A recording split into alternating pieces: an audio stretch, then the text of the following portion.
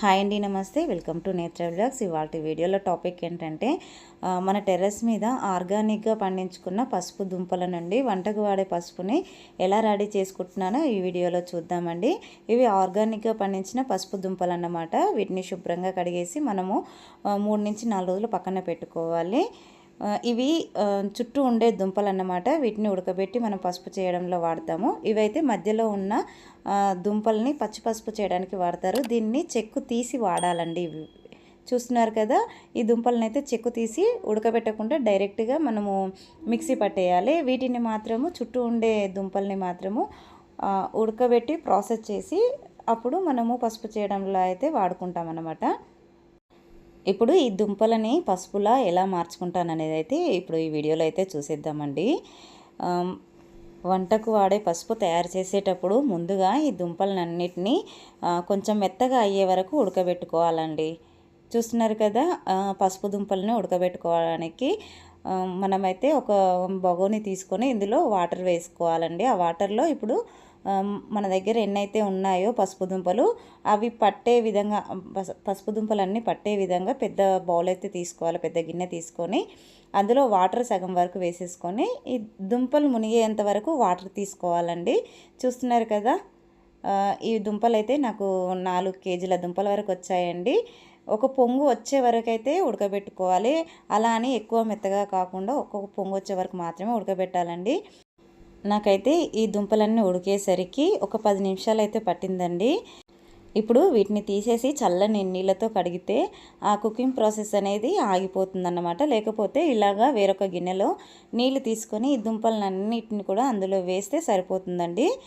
చూస్తున్నారు కదా, ఇలాగా ఆ వేడి నీటిలో ఉన్న దుంపలన్నిటిని కూడా తీసుకొని ఇలాగా చల్లటి నీటిలో అయితే వేసేసుకుంటున్నాను. వీడియోలో చూపిస్తున్న విధంగా అయితే చేసేసుకోండి. ఈ పసుపు ఉడకబెట్టిన వాటర్ ఉన్నాయి కదండి, ఇదైతే మన మొక్కల మీదనైతే మంచి పెస్టిసైడ్గా కూడా పనిచేస్తుందండి. ఈ వాటర్లో మనము ఈ వాటర్ని మన మొక్కల మీద స్ప్రే చేస్తే ఎలాంటి చీడపీడలు లేకుండా చెట్లు అయితే హెల్తీగా గ్రో అవుతాయి. ఇలాగా ఆ చల్లటి నీటిలో నుంచి కూడా ఒక క్లాత్లో ఇలా అయితే మొత్తం కూడా వేసేసుకోవాలండి. అలాగే ఫస్ట్ టైం మన ఛానల్ని ఎవరైనా కొత్తగా చూస్తున్నట్లయితే ప్లీజ్ లైక్ చేయండి, షేర్ చేయండి, ఛానల్ని సబ్స్క్రైబ్ చేసుకొని పక్కనే ఉన్న బెల్ ఐకాన్ని యాక్టివేట్ చేసి పెట్టుకుంటే నేను వీడియో పెట్టిన వెంటనే నోటిఫికేషన్ అయితే వస్తుందండి. సో దట్ మీరు మిస్ అవ్వకుండా అయితే చూడొచ్చు. మనం పసుపు హార్వెస్ట్ చేసుకొని కూడా చాలా రోజులే అవుతుందండి. అది అయిన వెంటనే వీడియో అయితే పోస్ట్ చేయాల్సింది కొద్దిగా డీలే అయితే అయ్యిందండి. ఇక్కడ ఇలాగా మనం ఉడకబెట్టుకున్న పసుపు దుంపలన్నిటినీ కూడా ఇలా చక్రాల రూపంలో అయితే కట్ చేసుకోవాలండి. ఇలాగా చక్రాల్లాగా కట్ చేసుకుంటే త్వరగా ఆరిపోతాయండి ఎండలో పెట్టుకుంటే. పచ్చి పసుపుకి అయితే మధ్యలో ఉన్న దుంపలను ఉపయోగిస్తారు. వాటిని చెక్కు తీసి ఉడకబెట్టకుండా ఎండలో పెట్టి పౌడర్ అయితే చేసుకోవాలి. ఇలాగా వంటకు వాడే పసుపును ఉడకబెట్టి చెక్కు తీయకుండా చక్రాలుగా చేసుకొని ఎండలో పెట్టుకోవాలి. ఇలాగా మనము పల్చగా చెక్కుకోవడం వల్ల అయితే త్వరగా ఎండిపోతాయండి. ఒక 3-4 డేస్ ఎండలో పెట్టుకుంటే సరిపోతుంది. ఇలాగా మనకు కొద్దిగా క్వాంటిటీలో వచ్చినప్పుడు మనం మిల్లుకు వెళ్ళి ఆడించలేం కదండి. సో అలా కాకుండా ఇంట్లోనే మనం ఇలా చక్రాల్లాగా కట్ చేసుకుంటే తొందరగా ఎండిపోతాయి.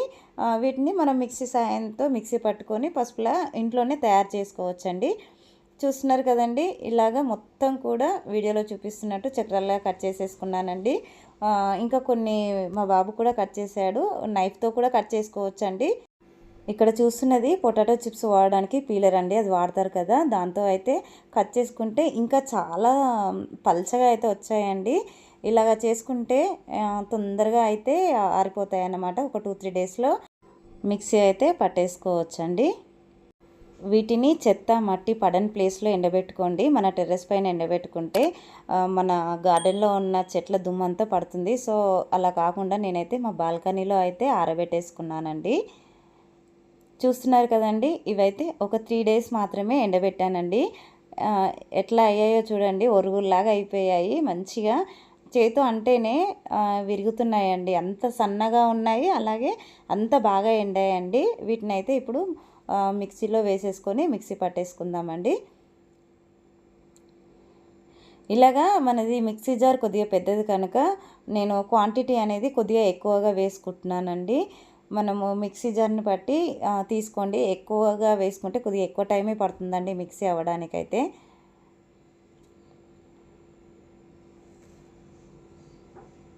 మనము ఈ మిక్సీ పడుతుంటేనే అసలు చూస్తున్నారు కదండి, ఎంత మెత్తటి ఫైన్ పౌడర్ లాగా చుట్టూ మనకు మిక్సీ గిన్నెకైతే చుట్టూ ఎంత బాగా వచ్చిందో. కలర్ కూడా చూడండి ఎంత బాగుందో. ఇలాగా మనము ఆర్గానిక్ వేలో పండించుకొని మన పసుపుని మనం ఇంట్లోనే తయారు చేసుకొని వంటకు వాడితే మాత్రము ఎంత హ్యాపీగా అనిపిస్తుందో కదా. చూస్తున్నారు కదండి. ఇప్పుడైతే దీన్ని జల్లెడ పట్టేసుకుందామండి. జల్లెడ పట్టుకున్నప్పుడు మనకు ఫైన్ పౌడర్ అనేది మనకి కిందకు వచ్చేస్తుంది. ఇంకా కొద్దిగా బరకగా ఉంటుంది కదండి, అదంతా కూడా మళ్ళీ మిక్సీ పట్టేసుకోవాలండి. అసలు ఇలాగా మనము జల్లెడ పడుతుంటేనే పసుపుదైతే ఎంత మంచి ఘాటు వాసన అరోమా అయితే ఎంత బాగుందోనండి అసలు. చూస్తున్నారు కదా ఎంత ఫైన్ పౌడర్లా ఉందో. అలా అని ఇప్పుడు జల్లెడ ఎక్కువగా తిప్పామనుకో అండి, గరుకుగా ఉన్నది కూడా మనకి పసుపులో పడిపోతుంది. అలా కాకుండా కొద్దిగా ఉన్నప్పుడే ఇలాగా మళ్ళీ మిక్సీ పట్టుకోండి. అది వేసినప్పుడు మిగతా పసుపు ఉంది కదా, అది కూడా అందులో వేసేయండి. చూస్తున్నారు కదండి. ఇలాగా జల్లెడతో కాకుండా మనమే కాటన్ క్లాత్ ఉంటుంది కదండి, ఆ కాటన్ క్లాత్తో చేసుకుంటే మాత్రం ఇంకా ఫైన్ పౌడర్ అయితే వచ్చేస్తుందండి.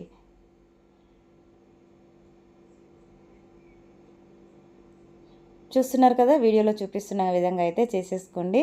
మీకు కలర్ కూడా చూడండి వీడియోలో ఎంత బాగా కనిపిస్తుందో. లాస్ట్ ఇయర్ అయితే మనకి ఒక 200 గ్రామ్స్ వరకు అయితే వచ్చిందండి పసుపు. కానీ ఈసారి అయితే చాలా ఎక్కువే వచ్చింది.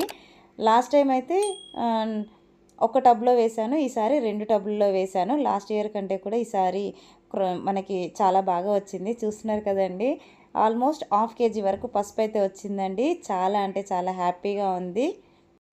ఐ హోప్ ఈ వీడియో మీకు నచ్చిందనే అనుకుంటున్నాను. వీడియో నచ్చినట్లయితే లైక్ చేయండి, షేర్ చేయండి. ఛానల్ని సబ్స్క్రైబ్ చేసుకొని పక్కనే ఉన్న బెల్ ఐకాన్ని యాక్టివేట్ చేసి పెట్టుకుంటే నేను వీడియో పెట్టిన వెంటనే నోటిఫికేషన్ అయితే వస్తుందండి. సో దట్ మీరు మిస్ అవ్వకుండా అయితే చూడొచ్చు. అందరికీ హ్యాపీ గార్డెనింగ్ అండి.